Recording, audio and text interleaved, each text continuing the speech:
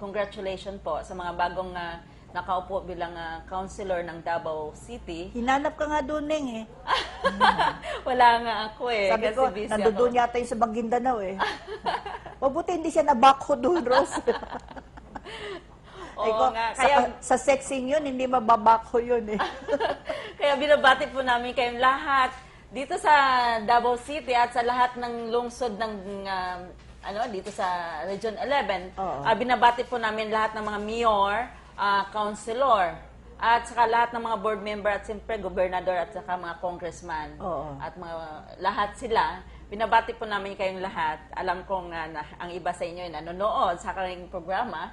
Binabati po namin kayo. At siyempre, congratulations talaga. At patuloy po ninyong paunlarin ang ating Region 11.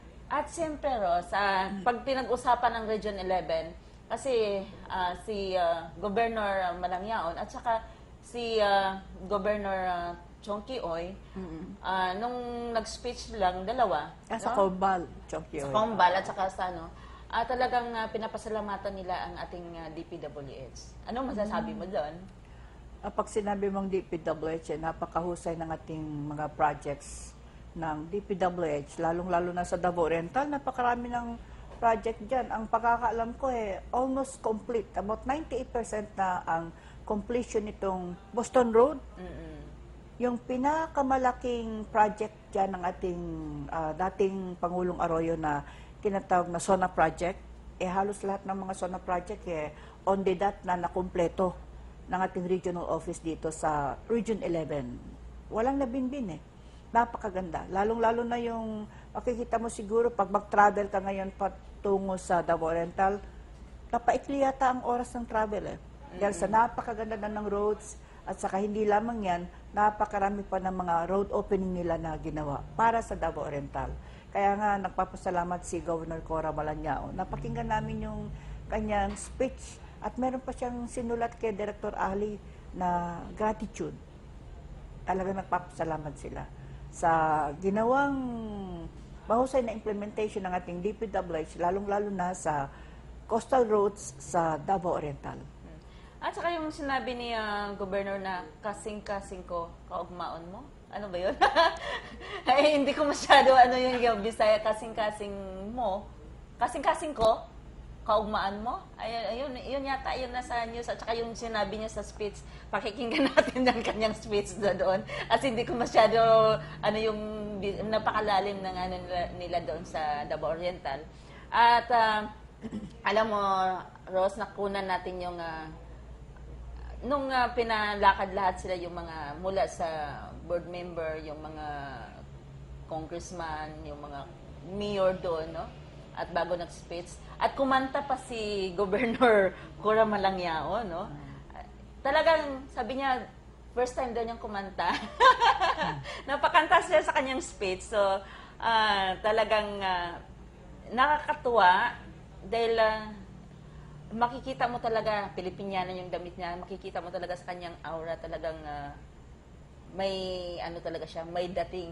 Sabi niya, talagang, kahit na babae siya, talagang may, talaga siya. May political will. At saka si Governor Core, by nature talagang napakasayahin tao yan. Napakagiliw, napakalambing, napakabait. Kaya nga, gusto-gusto siya ng tao. Palagay ko yan talagang isa sa kanyang mga attitude kung bakit gusto-gusto siya ng mga taga Davao Oriental. Napakabait na tao. At saka, hindi suplada. Hindi katulad ng iba na nagtatagaw. Hindi yan siya. Hindi siya ganun. Kahit na nandito yun siya sa Luzon ng Davao, pag pumupunta siya dito, pinakikiyarapan niya yung mga kaibigan niya, mga media men. Ang iba nagtatago, di ba? Siya hindi. At saka hanga She ako. never do that. Alam mo, Ross, no, hanga ako doon sa kanyang siyempre sa kanyang mga staff, no? Binabati ko ang lahat ng mga staff ni Governor Cora Malanyao, no? Salamat sa siyempre magandang nila sa amin doon nung pumunta kasi first time nila ako nakita doon sa Davao Oriental. Salamat sa inyong matyaga at siyempre inasikaso niyo kami ng husto, hindi lang sa pagkain, no?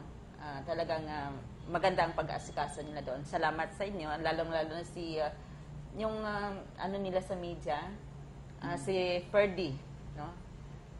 Sa iyo, Ferdy, salamat sa pag-asikaso mo. Kasi parang sinabi niya doon na talagang special daw kami. So, salamat sa pagbigay mo ng special sa amin doon, dyan sa Davao Oriental. At saka yung speech ng ating gobernador, marinig natin. At syempre, ang speech din ng ating Vice Governor na si Mayo Almario.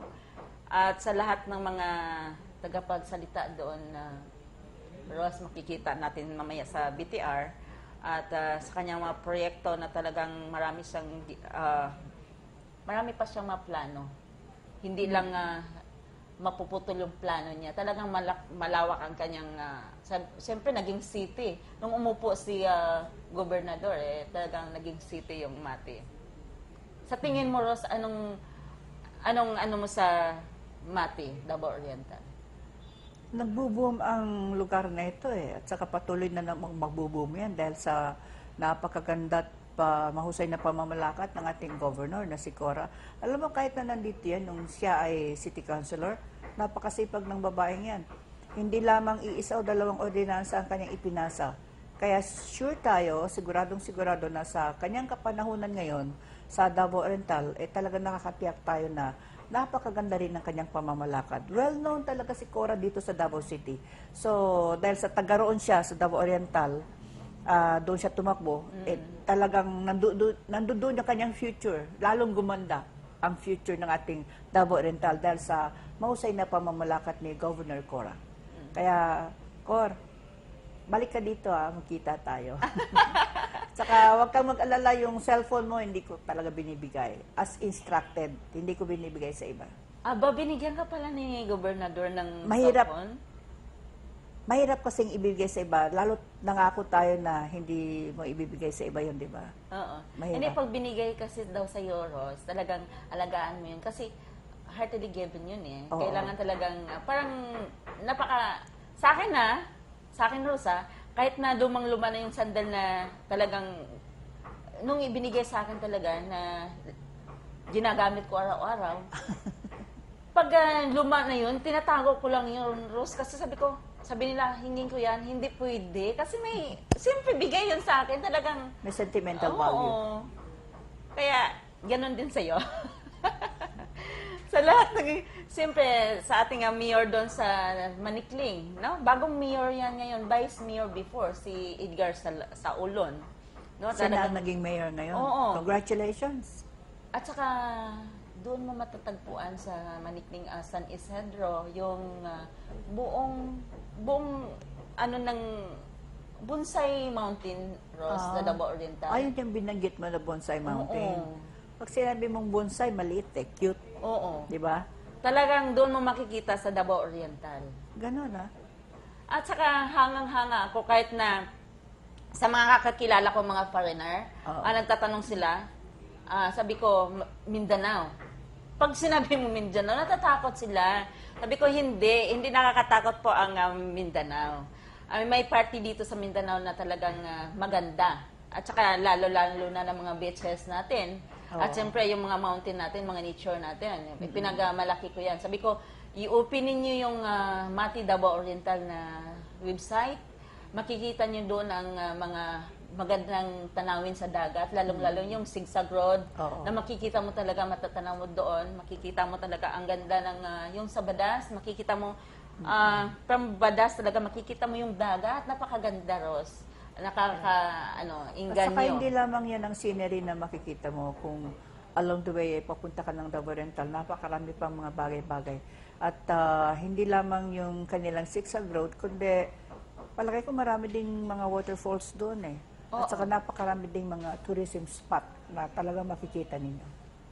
Kaya sabi ko, hindi matapos-tapos ang ating pagkukuha doon sa Davao Oriental dahil talagang bumuboom na yung Davao Oriental at saka maganda ang mga beaches doon.